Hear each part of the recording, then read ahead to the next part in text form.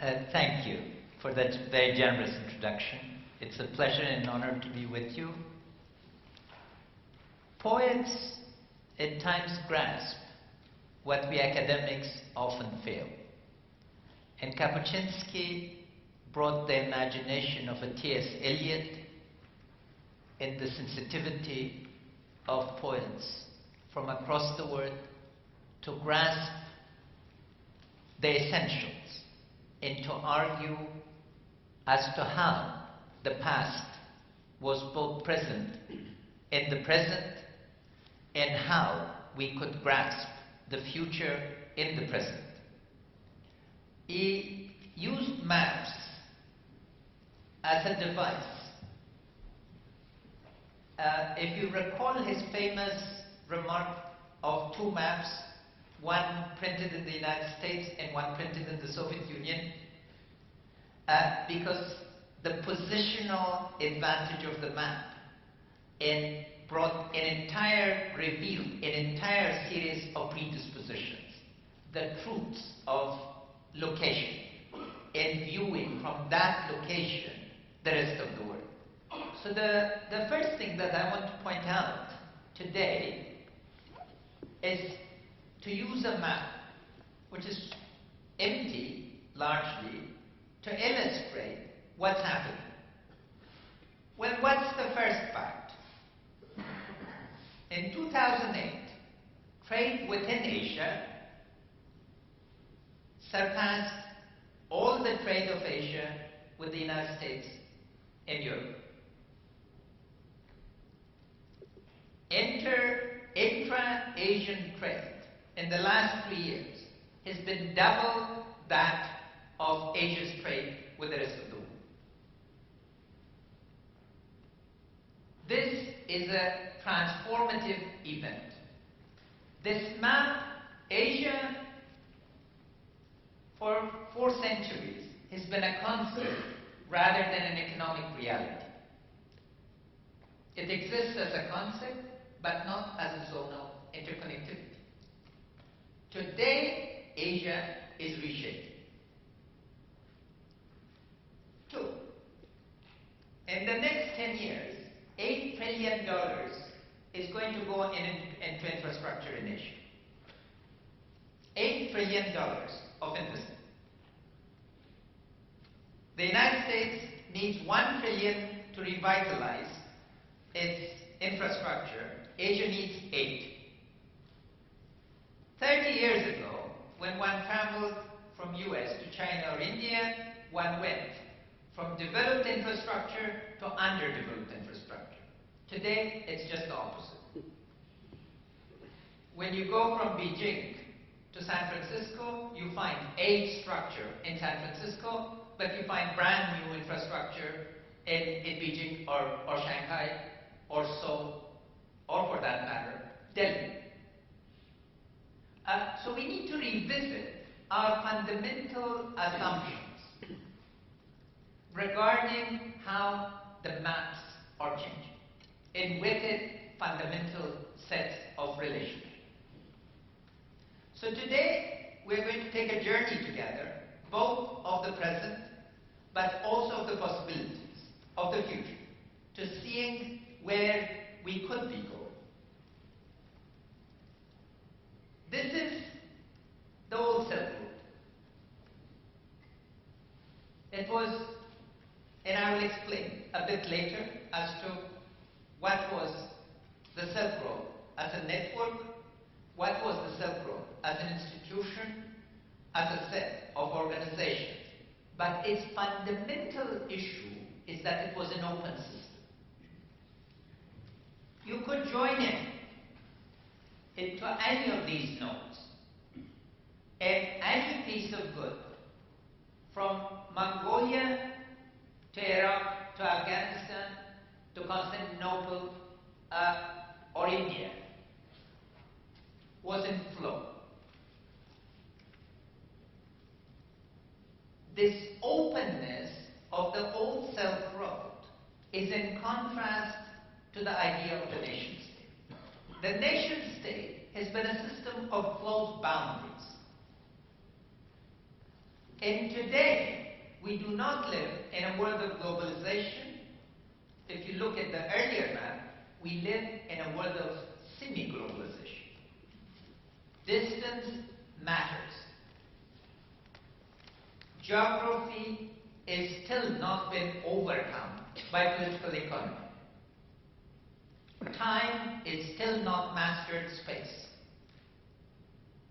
You know, the 19th century key German thinking that transformed the global understanding from Kant to Marx to Weber was annihilation of time, of space by time. And of course, the first time you got a railway schedule is when you got time and space together. And that's what eliminated the multiple time zones. But space still slows down time. And in Asia, that's the part of the potential that we are talking about, as to how to transform these spaces of one's connectivity to dense network. The Silk Road was a network, but it was a shallow network. Today, we're talking about a 21st century Silk Road that would be a dense series of interpenetrating networks. I've been rushing through a series of keynote speeches around the world, so all the maps were not prepared. But if you superimpose on the earlier map, transport by air, connectivity by sea, and then the emerging land patterns, you will see how these networks are becoming dense. And just one figure, 40% of the world trade is now from Asia.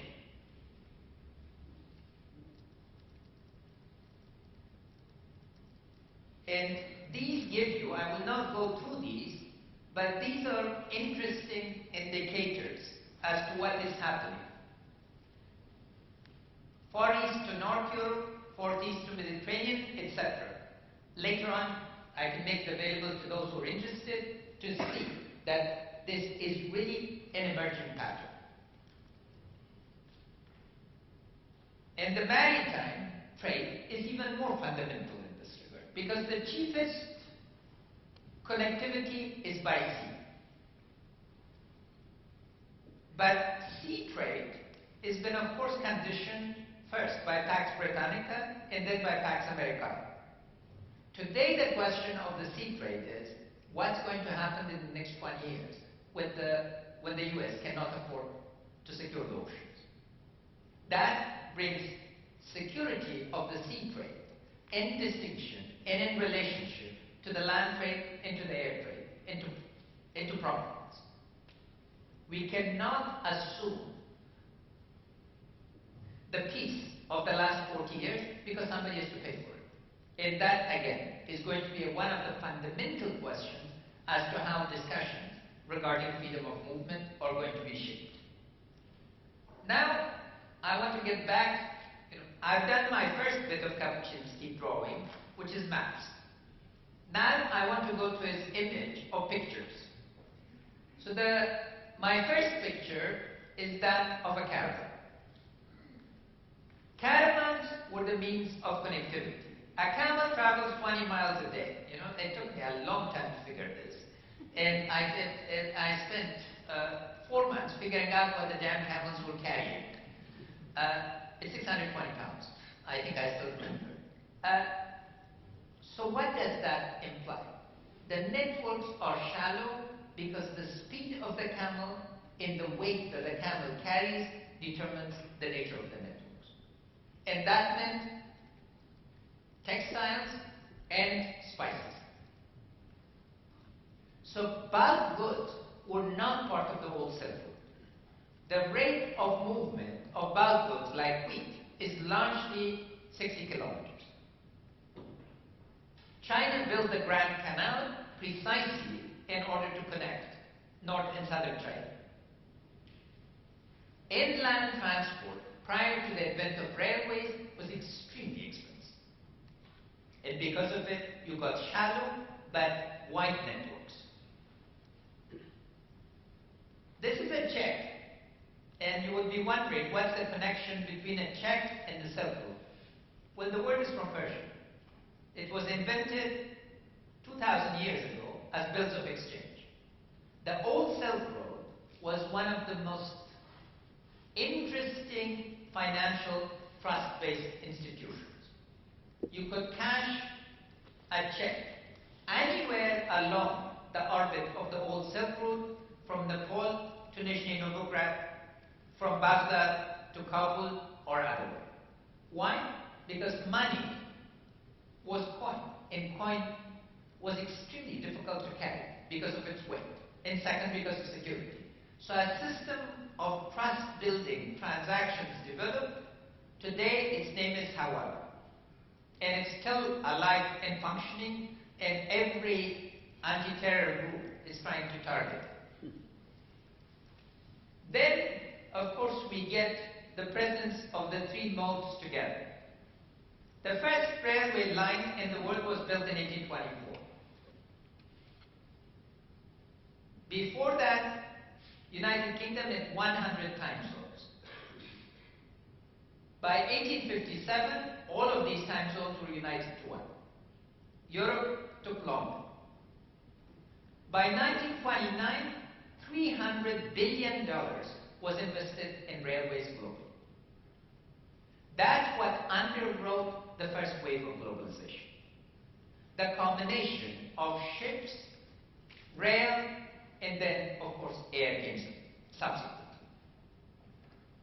So just to give you an indication of scale, one railway line in India, after one wagon, could take the equivalent of 600,000 bullock carts. This is what made the global trade in commodities possible. So when you go to your supermarket and buy your various products from various parts of the world without second bit of thinking, the underlying structure is in this slide. That is what is making simultaneously of goods possible.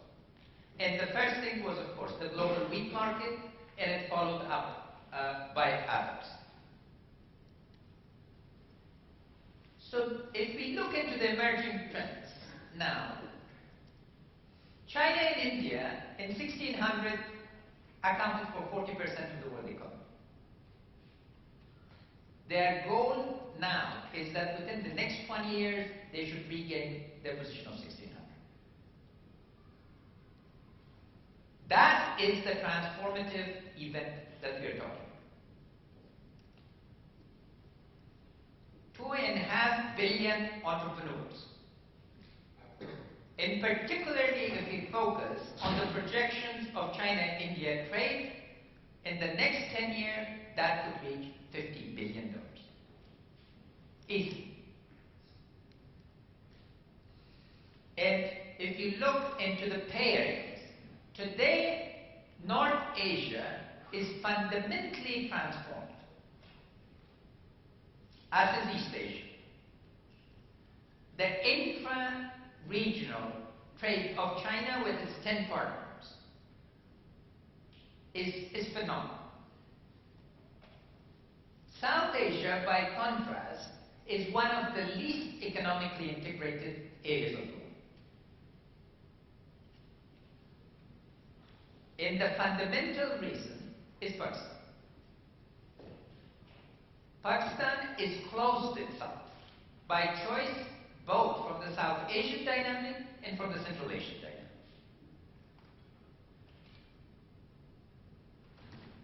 The volume of trade between India and Pakistan is less than the volume of trade between Pakistan and Afghanistan. So it gives you the indication of what is at stake. But what is fundamental about South Asia, of course, is that South Asia does not produce energy. And that there lies the key to integration. South Asia, to fuel its dynamic, must connect to the rest of Asia. And here is where Central Asia comes. Central Asia is boxed in. And again, here where Kapuscinski comes to play. His book, The Imperium, describes in great detail a term that I will conclude with as to how Central Asia during the Soviet Empire was turned into a cul-de-sac. Isolated, broken from its previous unity, reframed in terms of the empire. You know, a lot of school texts celebrate the voyage of the sea. Vasco da Gama, Christopher Columbus, and others. That's an extremely ethnocentric point of view. China and India were trading for millennia before any European came online. And you know how they got the maps? They got a Muslim sailor drunk who revealed the sea routes to them. It was not a voyage of discovery, it was a trade secret that was being prevented. And in what is today North India and Pakistan, exported more textiles in terms of volume and value to Central Asia and Russia by land than South Asia in South India, in East India, did through the sea. We need to understand the past in order to understand the potential of the future. So, in Southwest Asia, of course, otherwise called the Middle East, it's the heartland of energy. And today, the heartland of investment in some of the most remarkable infrastructure that is being created. Because we are discussing each of these in distinction, what it reveals is two things. One, Asia is still a concept in becoming. My old Hegelian logic at times pays off. You know, I spent a year studying Hegel's science of logic, and I could never speak read as fast as after that. And second, I'm really delighted to be in Bonn. I associate Bonn, you know, with lack of sleep. When we prepared the Bonn Agreement in Petersburg, 72 hours, I didn't get any sleep. This is my fourth visit to Bonn in the last 10 years, and I think this is the only time I'm going to actually sleep. So thank you, University, and all of you for that. The other ones have been productive, but they have not been fun. And this time I'm having fun. The second part, of course, is the potential, because a concept allows you to think about the future. Human beings just don't think in one dimension. We think in three. The past, the present, and the future. And when we articulate the three together, it allows us truly to grasp emerging patterns and to look into the future, not as vision, but as refutable hypotheses, as imagination. 2020 vision was invented in Malaysia. It's the first time that future orientation became a methodology. And not surprising, Mahathir was an ophthalmologist. It had nothing to do with the year 2020. It had to do everything with 2020 vision. But simultaneously, it became the year 2020. So the grasp of the possibility is a major issue. I want to take a slight detour back to Kapuscinski to be able to highlight some of the fundamental issues and then move on towards the second part of my presentation. One, Kapuscinski used vignettes to maximum effectiveness. He wrote in his book on the atom that reportage was the most significant part of co-production. That it was not single author, but it was a collective product. And if you see, both the book on the Shah, on the Emperor of Emperors and the Shah of Shahs, it begins with a series of scenes and a series of pictures.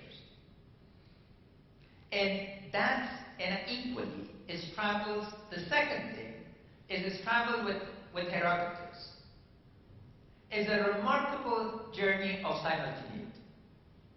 Because he's visiting spaces that Herodotus talks about, but the image is how the past is with us. What is the past that is with us from Asia?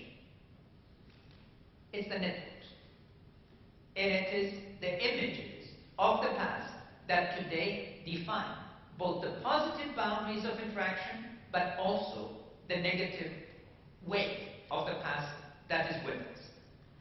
And the third issue is Kapuscinski was no romantic. I was reading him last night again, and it was the section on Vorkuta in the extreme north of the former Soviet Union, where a penal colony was established. And he goes in the middle. I visited Vorkuta, but I arrived, Vorkuta is a small spring, and suddenly you go from snow to spring, and then it's 24 hours of flight. But where was importance was the question of food. Because what he highlights is a scene where workers are on a strike, coal miners. But after 8 hours of discussion, they've not been able to still arrive at an agenda. Because that's what was taken away from them by dictatorship. So to grasp the difference, but not be paperized, and to move on from difference to our common humanity. It is that what differentiates them and thereby provides the basis for understanding. There are hundreds of sociologists, political scientists, anthropologists that have visited these countries and have written thousands of monographs. Nobody reads them. Why do they read Kapuscinski? Because he makes it approachable. So the lesson of Kapuscinski is understanding needs to be made accessible. Narrative matters. Our storylines are important. So now let me take a bit more systematically. First, as I indicated, the old Silk Road was a sophisticated financial system. You could transfer any amount of money from one end of it to the other. When the British invaded Afghanistan, each time they borrowed money from the financial network. This is not a story of caravans. First and foremost, it is the story of a very sophisticated financial system. Second, it had a dispute resolution system. If you read Ibn Battuta, the most traveled Muslim, constantly he becomes a judge. He's a judge in Cairo one day, in the Maldives island the other day, in Morocco one day, etc. This dispute resolution system between people who otherwise have differences, because you have the Armenian trading network, the Jewish trading network, the various Indian trading networks, but they all have mechanisms of dispute resolution. Without these dispute resolution mechanisms, you could not have had trust, because networks depend on trust. 3, it had nodal cities. The old Silk Road, key cities were more connected to each other through marriages and transactions and relationships than with their own periphery. And of course, Asia today is rapidly urbanizing. And then there was diversification and comparative advantage. Why could people not compete with Indian textile or Chinese China? Because of the competitive advantage. A lot of the China that was produced in China, was used instead of stone as sea bags. And then an integrated transport network and commercially oriented interaction. The legacy of the old Silk Road is that you're dealing with an entrepreneurial population across Asia. The difference between China and Russia, countries in which both I had privileges of working for 5 years each when I was at the World Bank. In China, communism is a footnote to a very long history of entrepreneurship. In Russia, it was extremely difficult after serfdom and then communism to get entrepreneurship. So here is where the past is a sense of mental outlooks, in models, in orientations. I find it really ironic that at times Western advisors from the United States come to teach Afghans about entrepreneurship. It should be the other way around. So what do we need to do now? If we are going to go from vision to action, what is required? The first thing is stakeholder mapping. Why do we need stakeholder mapping? Because closed systems create entrenched interests. The Silk Road is not going to be realized immediately because there are a lot of entrenched interests in each of the countries in Asia that benefit from a closed system. Machiavelli long time ago said, the current system is strong interest, the future is no stakeholder. So viewing of stakeholders is going to be critical because they're going to approach it first from a position of defensiveness. The mindset of a lot of government leaders in this part of the world is defensive, particularly Central Asia and part of South Asia. Second, we need to look at the asset mapping. Why do we need to look at asset mapping? Because there's another entrenched interest group that is going to immediately come and sell you infrastructure projects. Resist it. The first issue is not building new infrastructure. The first issue is use of existing infrastructure. If you go to my first map, it is accompanied by what is called the Global Logistics Index. It's a very useful index. It gives you indicators. In compliments to Germany, it tops. There's a score of 1 to 5, 5 being highest. Germany is 4.8. No other country comes close, even Singapore. Most of Asia is between 2.2 and 3.6, which says that the infrastructure is there. The key is to putting it to different uses. So it's customs, it's logistics, trading, it's timeliness that become all issues that have to do with human capital and with political attitudes. The existing infrastructure can be put probably 5 times to 10 times more effective use if the human institutional parts were handled. And then to move to understand constraints. Constraint is not just a word, it's a concept. It means, so I give you an example that they use. You have a group of Girl Scouts traveling. What determines their speed? The slowest person in the group. That's the binding constraint. Because if the group needs to reach, it has to measure itself by the person who's slowest. And what determines? She might be overloaded. So if she is overloaded, you redistribute her weight and it picks up speed. Without identifying the key binding constraints, we don't get realism. In here, the first constraint is governance. How we organize the flows, resources, etc. The second set of constraints is market. The market is a social institution in Germany. I don't need to say this. In the United States, I'll be shot for it, but even in the United States, there's a welcome. The title of my talk at Berkeley was called Creative Destruction, Cultures of the State, in Abductive Logic, and somebody thought it was in the business of stealing people. It is not. It is a future scenario type understanding. And third, or gaps in physical infrastructure. We need to identify the gaps as to where are the critical pieces that are missing, so then one can focus on maximum synergy. At times, building 35 kilometers of road is the impact of building 5,000 kilometers, because it's the connectivity.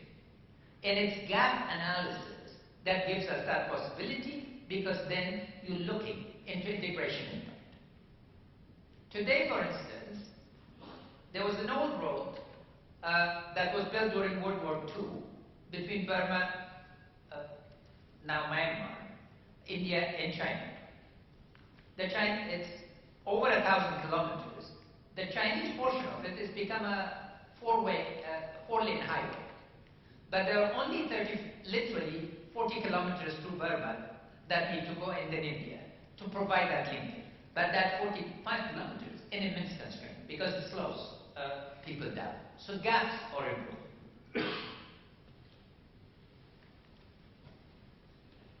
Where is the possibility of this? So if we are wanting to project forward, first, Asia has been in turmoil for 500 years. The minute the first Europeans set foot on Asian soil, we have been in war. And we've done a very good job ourselves, so then all cannot be blamed. We have extremely good students in that regard. 20th century's wars have all after the World War II, the second half of 20th century's war were fought in Asia. While the Cold War, the balance of terror, prevailed in Europe, Asia was the scene of hot wars. China, Korea, Vietnam, Afghanistan, Iraq, Lebanon, Iran, you name it. What is possible now to envisage is what will happen in the next 20 years if Asia is in peace. Imagining a peaceful Asia is fundamental to our project of restoring the crisis in overcoming from the crisis of 2008. The next 10 years globally, the book that I'm writing on is on the global situation, it's now called Accountability, are going to be extremely difficult. All the social contracts of Europe and North America are going to have to be renegotiated. You just don't have the money. And if rejection of globalization is not going to become the norm, then the end of conflict in Asia is an imperative for global peace and prosperity. And that's the project that we have to look into. A question would be arising, and it's a logical question. Given the current fragmentation of Asia, different systems of government, different systems of patronage, etc., would this be too optimistic? This is where I fall back on 1869 in the United States. 1869 in the history of global integration is two main moments. One, the Suez Canal was integrated in that year, and second, the US Continental Railway was joined. If you look at the United States before 1869, it was not an economy. There was a series of fragmented spaces. That continental integration, economic integration, is what give us the powerhouse of the United States. And simultaneously, if you look into the history of the railways, particularly in Germany, that is, again, the moment when economic integration comes.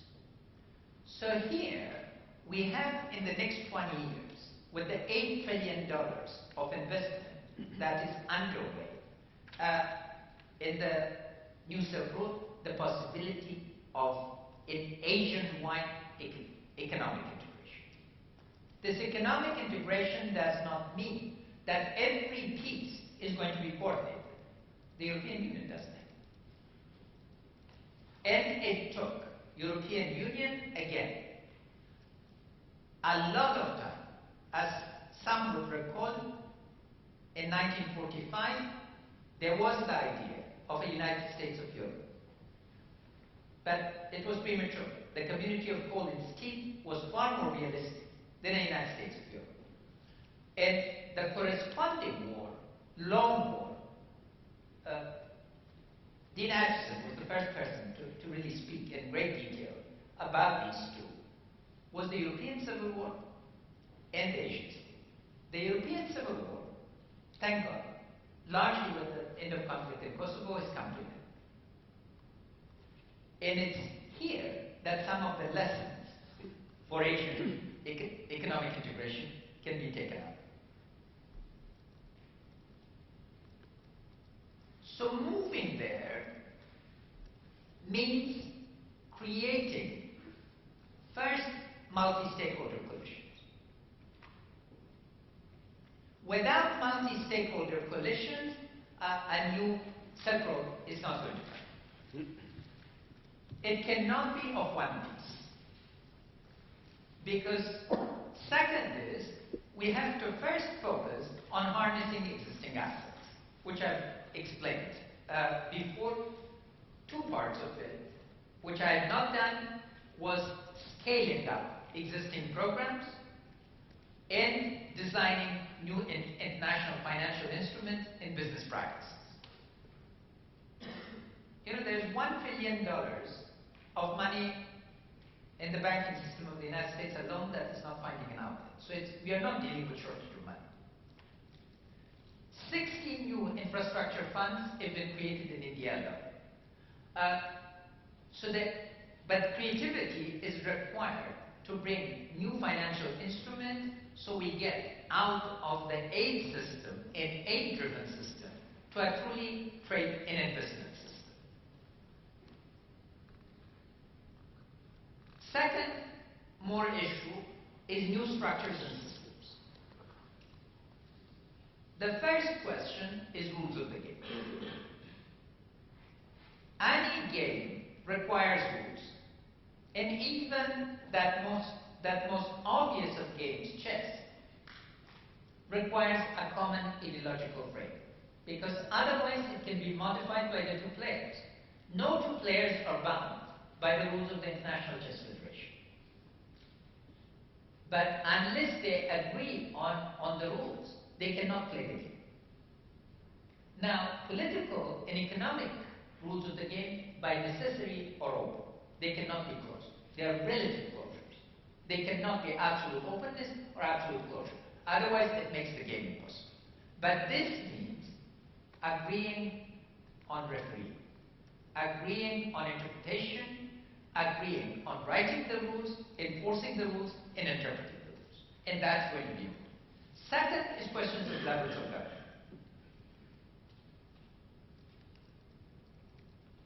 China builds a city every year. India cannot move to reform its cities. And a lot of cities are stuck. Why? Because the fundamental issue of land management has not come to the fore. The right level of governance. So the question of subsidiarity, and it's not just the functions to be performed, it's the question of the level of government in which a particular function must be performed. So you need to allow for this dynamics. If you look at some of the French cities before European Union and after, you find how fundamental the change is. It revived, because then the dominance of Paris meant subordination of everything else. But today, all sorts of networks have come together because the rules of the game have changed. And here is that. Third would be financial architecture, and then supply chains values, and lastly, or two issues. One, how we build infrastructure is really going to matter. Japan's building of infrastructure is 3 times more efficient than Singapore. Singapore is 10 times more efficient than all the rest of Asia. So it gives us an indication. And you think infrastructure, all boring. 20% of the Japanese GNP still comes from infrastructure. And if you're going to come out of the current global fiscal crisis, a global coordination on infrastructure and nationwide coordination on infrastructure is really going to matter. Because that's where private-public partnerships need to come.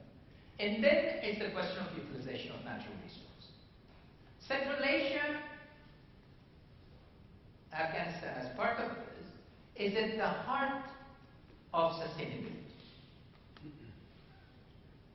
In this 20th century, the most horrible, unsustainable practices were perpetuated on civilization. All you need to look into is the Aral Sea or any of the coal mines, etc. Utilization of natural resources actually, in my judgment, in particularly management of natural disaster, is likely to give us the equivalent of the steel and coal community. Asia is very vulnerable to environmental threats. And environmental threats do not know national boundaries. This is where the first impulse could come and be carried over. Now let me conclude, again using a Kapuscinskian trick, which is to take a central concept as a metaphor. Countries have choices regarding silver. What are the choices in a binary manner? They can become roundabouts or they can become cul-de-sacs. The terms come from the discussion of the Old Silk Road by Arnold Toynbee, in a book that he wrote on Afghanistan to India, Oxus to Jumna. He argued that roundabouts are places to which ideas, goods, people come from all over the world, and from which they flow back to all over. If you look at migration, the way our colleague was describing, it's one of those flows. If you look at money, if you look at ideas, today we are in a world of flux. The most remarkable recent example of a country that transformed itself to a roundabout is Turkey. I have an article in Foreign Policy, very brief one, that describes how this has happened. Turkey, for 100 years, was defining itself as a series of binary choices. To be Muslim or secular, to be European or Middle Eastern, to be nationalist or cosmopolitan. You know what they did now? They said and. They are European and Middle Eastern. They are Muslim and secular. And as a result, if you look into the pipeline from Jihan, from Baku to Jihan, Turkey has become the central route to Europe. And within the shortest period, Turkey managed to diversify its trade from Europe center to China and India center. So it gives you an idea of the nature of roundabout. But there can be 40 new roundabouts like Turkey. The advantage of a new Silk Road is that you determine the choice of how to join depending on the pace that you're willing to adapt. From the lowest flows to the maximum. And because of that, we need the 30 to 50 year horizon. Because all the pieces are not going to come together. And the second advantage of this is that unlike the time of De Lisle, the first person who put the idea of the modern Silk Road was the builder of the Suez Canal. He came with a slogan of Berlin to Bombay. It was a railway line that was to link Berlin to Bombay. Every piece of it by 1880 was built except that through the territory of Afghanistan. Because the Afghan government refused to build it. Then you truly needed one coherent overall approach in the number of players.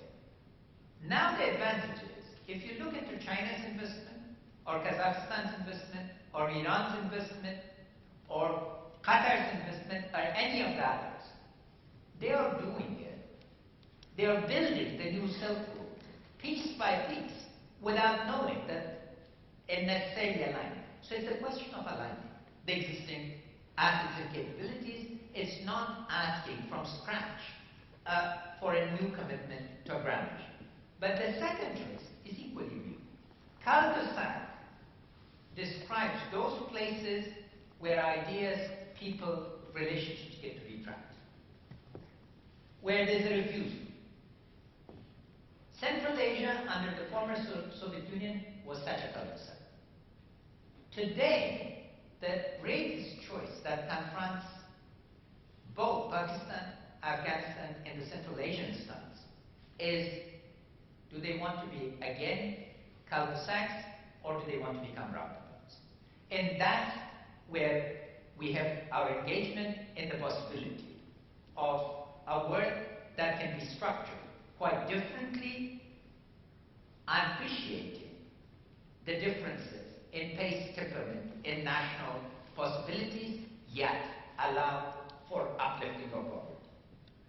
When Gunnar Myrdal wrote his famous book, The Asian Drama,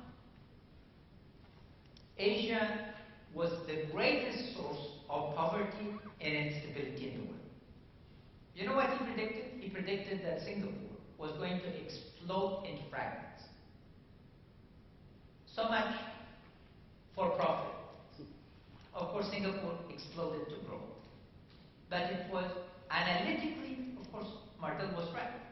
All the elements of structural analysis would lead one to say that Singapore, a nation without resources, just separated from the Federation of Malaysia, would implode. What made the difference? Vision and leadership. So it is with that that I want to conclude. We need a comprehensive vision, and we need the multi-stakeholder approach to this to be able to create a world where Asia can truly be integrated back with the world and overcome its last 500 years of turmoil, and hopefully together we'll have 100 years of solitude.